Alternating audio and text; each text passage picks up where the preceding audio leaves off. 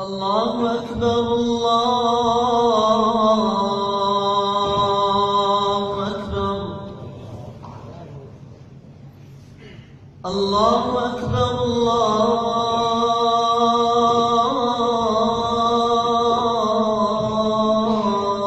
أكبر أشهد أن لا إله إلا الله أشهد أن لا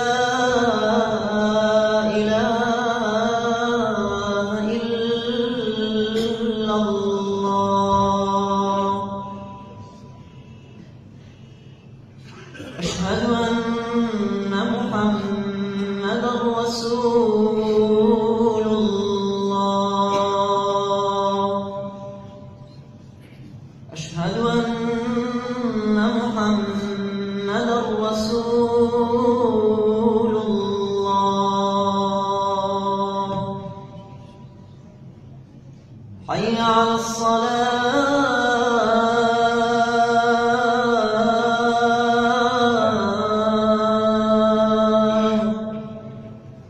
حي على الصلاة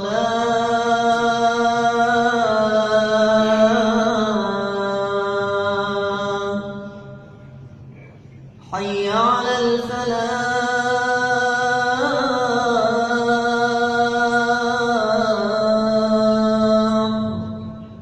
حي على الفلاح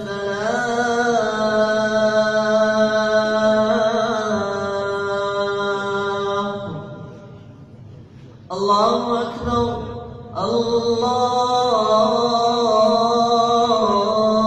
الله أكبر لا إله إلا الله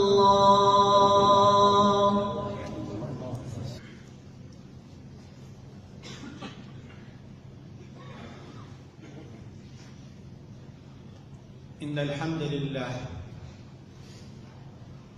نحمده ونستعينه ونستغفره ونستهديه ونعوذ بالله من شرور أنفسنا ومن سيئات أعمالنا وفتن زماننا من يهده الله فلا مضل له ومن يضلل فلا هادي له وأشهد أن لا إله إلا الله وحده لا شريك له وهو ولي الصالحين وناصر المستضعفين وقاسم الجبارين وأشهد أن سيدنا وإمامنا وقدوتنا محمدًا عبد الله ورسوله نشهد أنه بلغ الرسالة وأدى الأمانة ونصح الأمة ومحى الظلمة وجاهد في الله حق جهاده فصلوات الله وسلامه عليه وعلى آله الأطهار وصحبه البررة الأخيار ومن دعا بدعوتهم وسار بسيرتهم إلى يوم الدين. مسلمانانی بەڕێز و خۆشەویست، سڵاو و ڕەحمەتی خوای پەروەردگار بڕژێ بەسەر هەموو لایەکدا ئینشاءالله. الأمل هیوا و ئومێد مرۆڤ لە ژیاندا نائومێد نەبێت، لەگەڵ نائومێد نەبوونیە کردەوەکانی خۆی بە جوانی ئەنجام بدات. مەعیوز نەبوون لە ژیاندا ناونیشانی وتاری ئەمڕۆمانە پشت بەخوا. خوای گەورە جەلە جەلالوه حرامی کردووە بەندەکانی مەعیوز بن، ناومێد بن لە ژیان،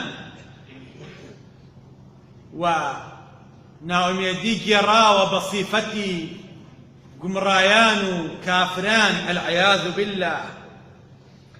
ولا تيأسوا من روح الله إنه لا ييأس من روح الله إلا القوم الكافرون. ناعمد مبن لرحمتي إخوة براستي أوانيك لا بزعي الرحمة صوزي إخوة ناعمد أبن أواننك بباورا. ومن يقنط من رحمة ربه إلا الضالون. كي هي لرحمته مهرباني إخوة ناعمد بيت إلا أواننا بن كالريلا درن. أما كان فريشتيك بو هاتن بو مالي إبراهيم بيغمر عليه الصلاة والسلام. إبراهيم 800 ساڵ تێپەڕی بوو. خێزانەکەی سارا خاتون 80 ساڵ زیاتر تێپەڕی بوو. ئەو فریشتانە هاتن مژدەی لەدایکبوونی نەوەیەکی نوێیان دا بە ئیبراهیم عليه الصلاة والسلام کە ئیسحاق لەم ئاخری پیریەوە خوا ئەیبەخشێ بە ئیبراهیم. ئیبراهیم بەلایەوە سەیر بوو وتیان تۆ مەعیوز دەبی لە ڕەحمەتی خوا کە لە پیریدا خوا منداڵت پێ نەبەخشێت؟ فەرمووی نا ومن يقنط من رحمة ربه إلا الضالون. كي هيا ناؤميد بالرحمة إخوة إلا أواننا بن كالريلا درو قمران كواتا مسلمان كان جياني دنيا وكو زانا كان ألين قريتي لتقلب كثير التقلب لسر حالتك بويت كسيتاسر نية هیچ کەسێک تا سەر دڵی خۆش نییە، هیچ کەسێ تا سەر دەوڵەمەند نییە، هیچ کەسێ هەتا سەر دڵخۆش نییە، هیچ کەسێ هەتا سەر لەشی ساغ نییە.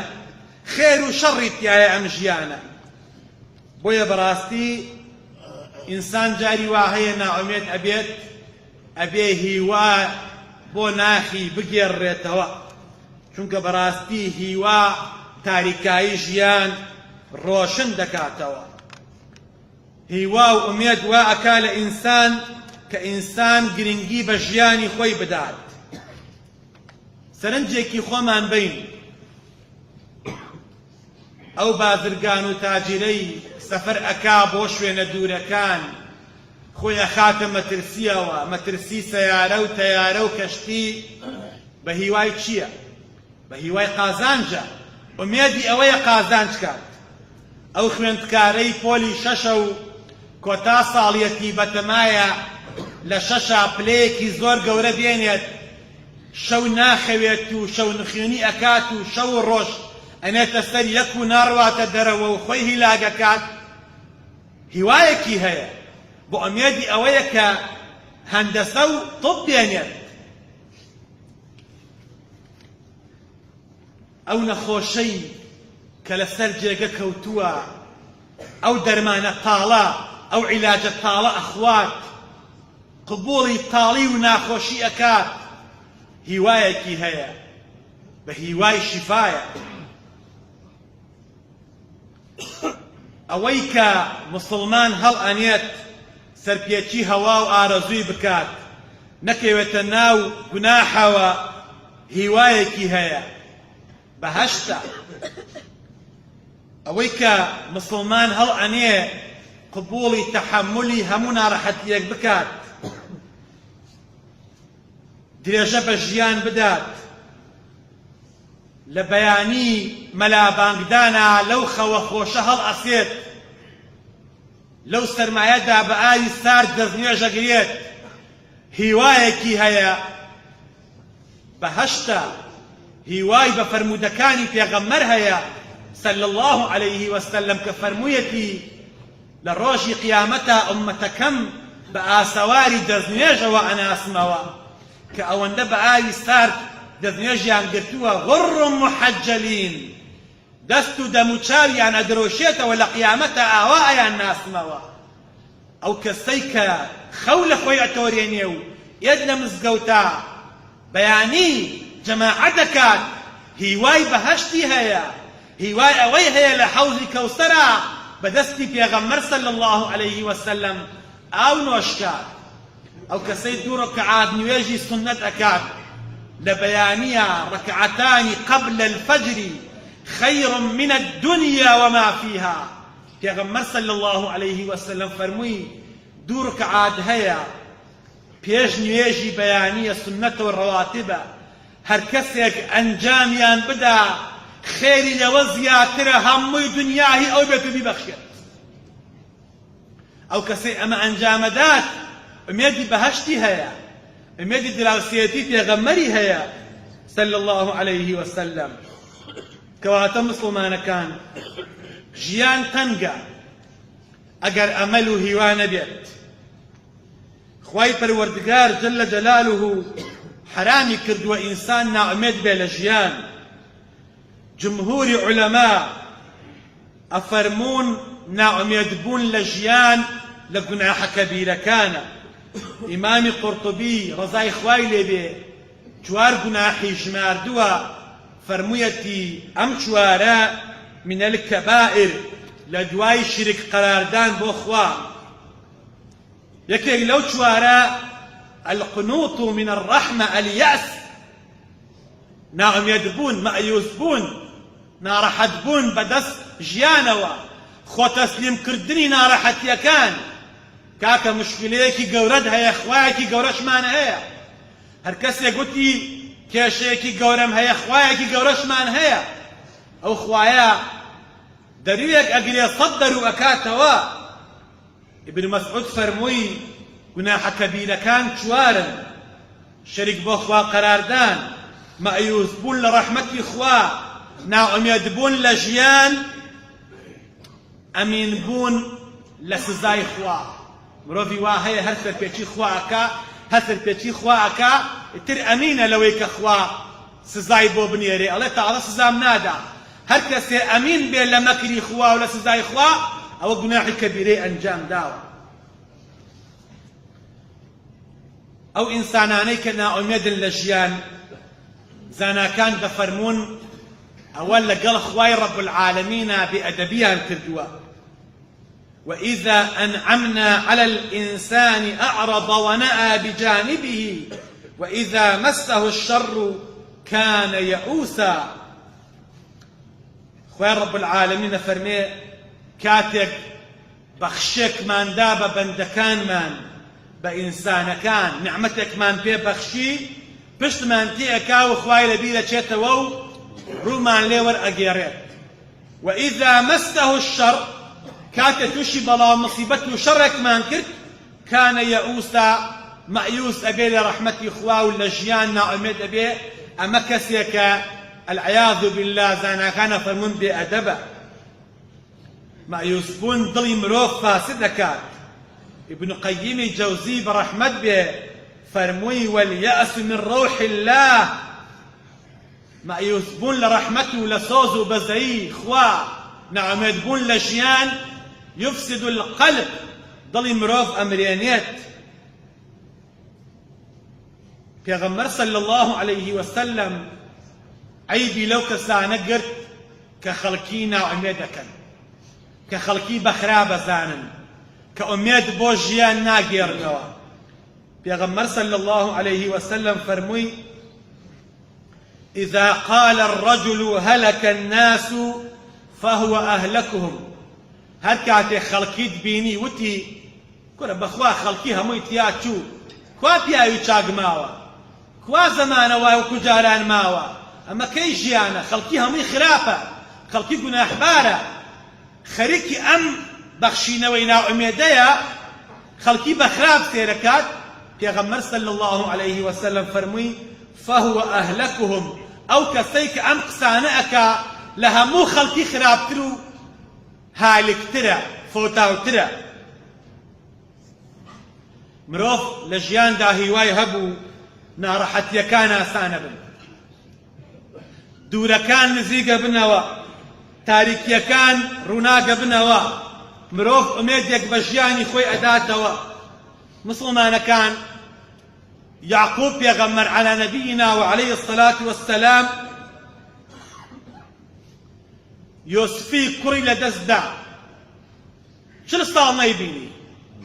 دوای ئەوەش بنیامینی کوڕی لێ بزر بوو ئەویش لێ دوور کەوتەوە لە کاتی زۆر ناڕەحەتیە کە دوو کوڕی لەدەست داوە دانەیەکیان 40 ساڵە کە خۆشەویستترین کەسی بووە کە یوسف بووە ئەمەش کە برای باوکو دایکی یوسف بوو ئەوی ژەر نەهاتەوە لەو کاتەیە ئەفەرمێ فصبر جميل عسى الله أن يأتيني بهم جميعا إنه هو العليم الحكيم صبر بقرين صبر جوانا صبر آرام قرتن هیوا خوازم خوای رب العالمین هم یوسف هم بنیامینم بۆ بگەڕێتەوە 40 ساڵە نەیبینیوە ناومێد نەبووە لە ڕەحمەتی خوا ناومێد نەبووە لە بینینی یوسف مسلمانەکان ئێستا مسلمانان لە وەزعێکی زۆر خراپدان و هەمووتان ئەزانن هەمومان ژێردەستەین لەسەر ئەرزە حاکمێکی عادل نییە عەمەل بە قورئان بکات لەسەر ئەرزە دەوڵەتێکی بچووک نییە بە گوێرەی شەریعەتی ئیسلام حکم بکات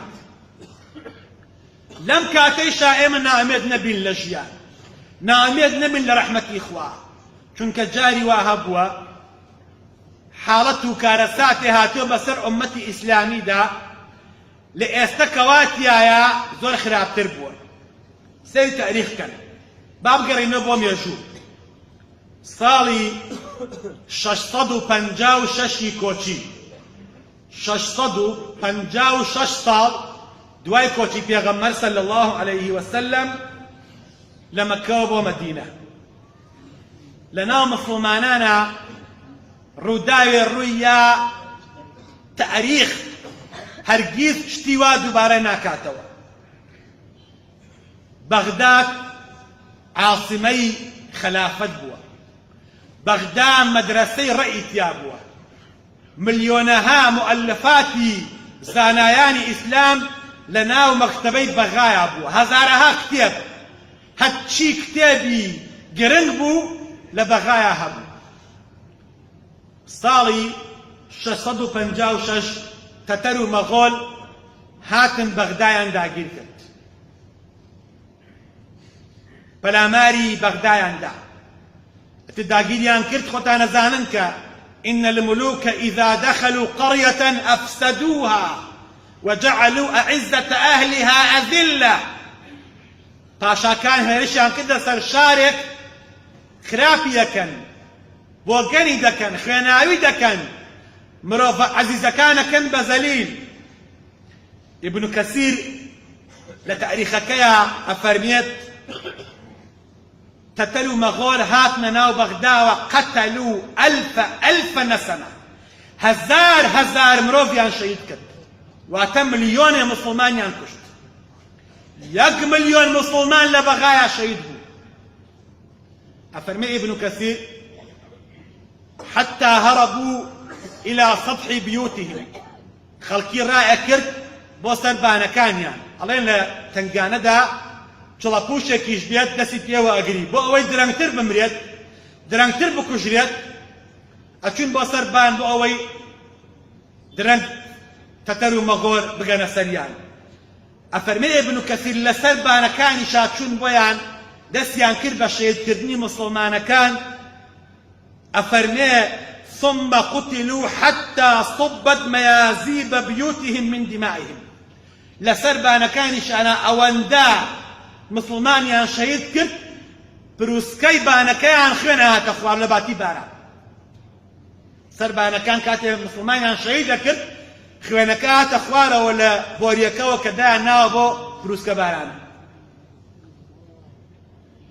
هل شي كتابي علمايانی ئیسلام بوو خستیانە ناو دیجلەوە تەتەر و مەغۆل ئەفەرمون علەمایان بەهۆی مەرەکەبەکەوە ئەو هەموو کتێبە لە ناو دیجلە و فراتا بوو دیجلە ڕەنگی گۆڕا بۆ شین هەمووی ئاوەکە شین بوو ئەو دەریایە گەورەیە ئەو ڕووبارە گەورەیە شین بوو بەهۆی مەرەکەبەوە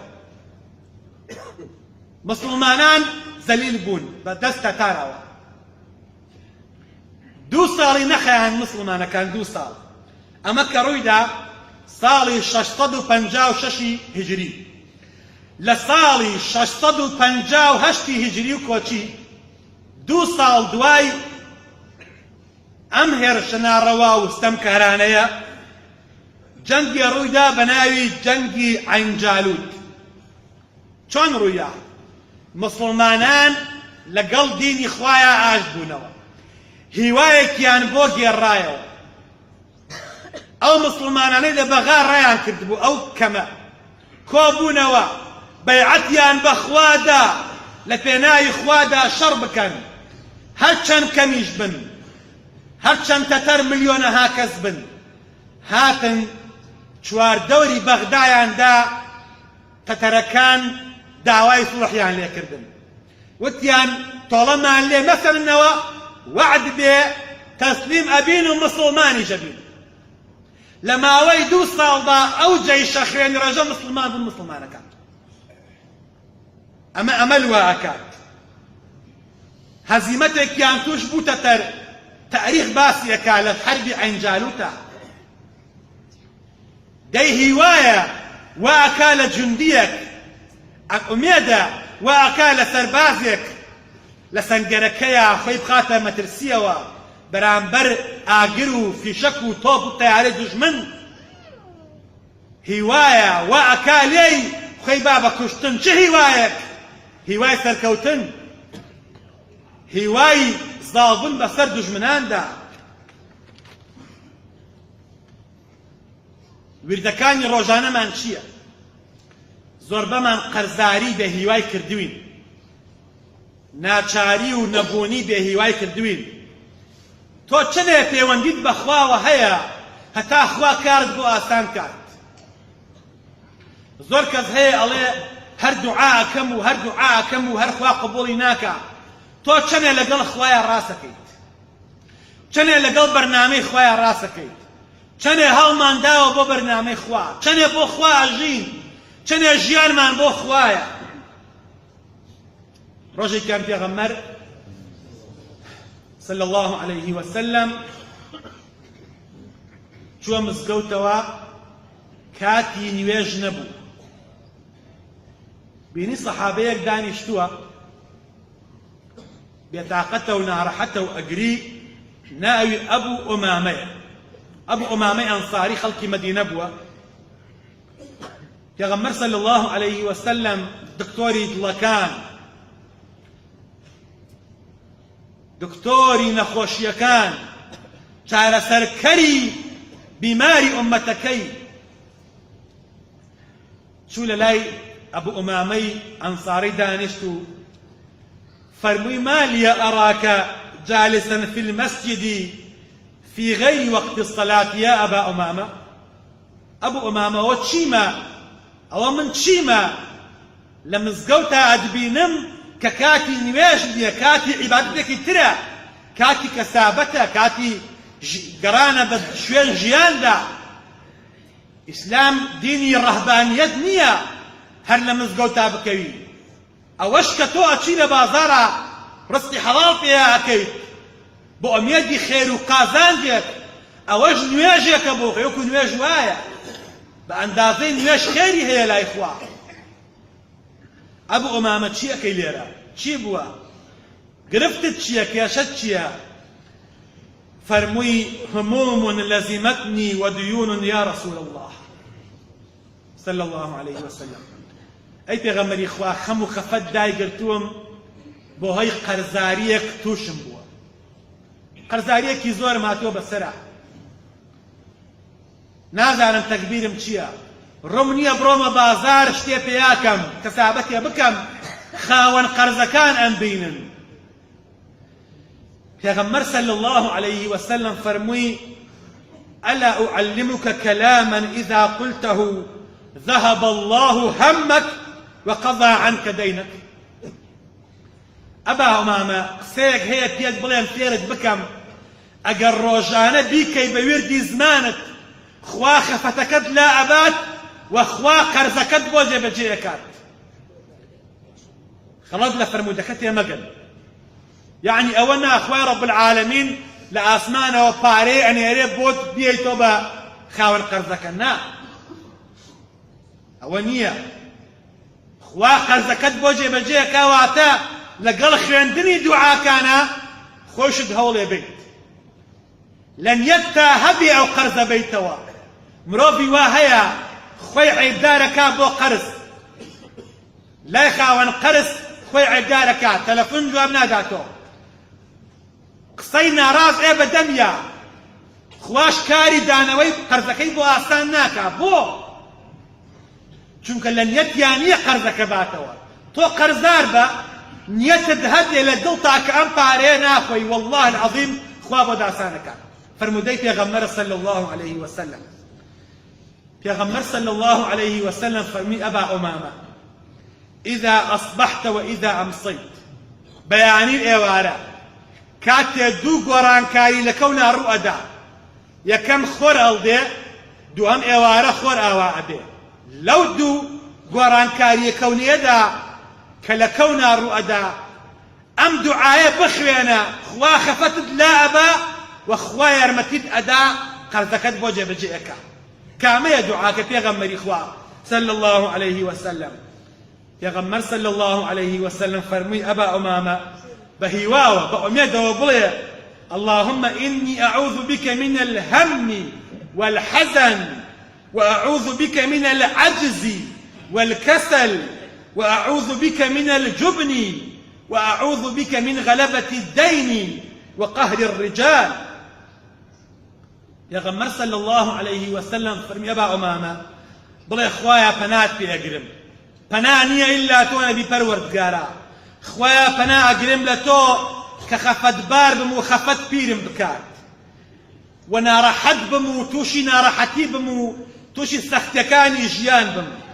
خوایا پەنات پێ ئەگرم لەوەی کە نەتوانا بم و عاجز بم لە بەرامبەر ئیشەکانما خوایا پەنات پێ ئەگرم لە تەمەڵی لە تەوەزەلی لەوەی کە ئیهمال بم کەسەل بم و خوایا پەنات پێ ئەگرم لەوەی کە ترسنۆک بم و خوایا پەنات پێگرم لە زاڵی بوونی قەرز بەسەرما بەوەی قەرزداری زاڵ بێ بەسەرما خەڵک باسم کە لە وڵات و شار و گەڕەک و بازارە لەکەدار بم پەنا ئەگرم بە تۆ خوایا تووشی ئەو دەردی قەرزاریەم نەکەی و خوایا داوا لێ دەکەم وام لێ بکەی بەهۆی قەرزەوە خەڵکین دەنگ بەر نەکاتۆ بەسەرما قەهرم نەکات ئەم دوعا ئاسانە اللهم إني أعوذ بك من الهم والحزن ومن الجبن والكسل ومن غلبة الدين وقهر الرجال أبا أمامة ما ويك فرموي أفرمي بياني وإوارة زور دبارة مكدوا أفرمي قسم بذاتي في غمر نار دوا بحق لما ويك كما أذهب الله عني حزني وديني خوا خفتكي لا بردمو خوا بويا سان كردم قلتكم دايو بأميدوا دعاء بكين بأميدوا بروان بوجيان خواي پروردگار إن شاء الله كارمان بو آسان كار خواي رحمان بيبكي خواي إيمان من سلامت كيت خواي إصلاح الحال من بكيت خواي دعاء كان من قراب كيت خواي لقناحي باوك دايك من خوش بيت لقناحي إيمان داران خوش بيت خوايا زندوكان من سلامت بكيت خوايا مردوكان من عفو بكيت خوايا شفاين خوشكان من بيت خوايا شفاين خوشكان من بيت الله فرتين خوش دعاء دعاء خيرك دو خوايا شفاي بيت او خوشكا مسلماني دعاء دعاء خيرك دو خوايا شفاي بيت او كسي اسيري هي خوايا بيبر الله بكيت او اي قراوي هي دعاء خيرك دو خوايا بيبر الله بكيت يا ربي خوايا هرقسي نخوش وداما وزليلة تو بحالي أزاني خوايا شفاي ابن أمتي پیغمبر بي صلى الله عليه وسلم أويك شاوي نخوشو شاوي لدزداو شاوي كشي نخوشي بوا خوايا شفاي بي يا ربي لم من بروا داوان لدكم خوايا جيان لبر خاطري اسمي عظمي خود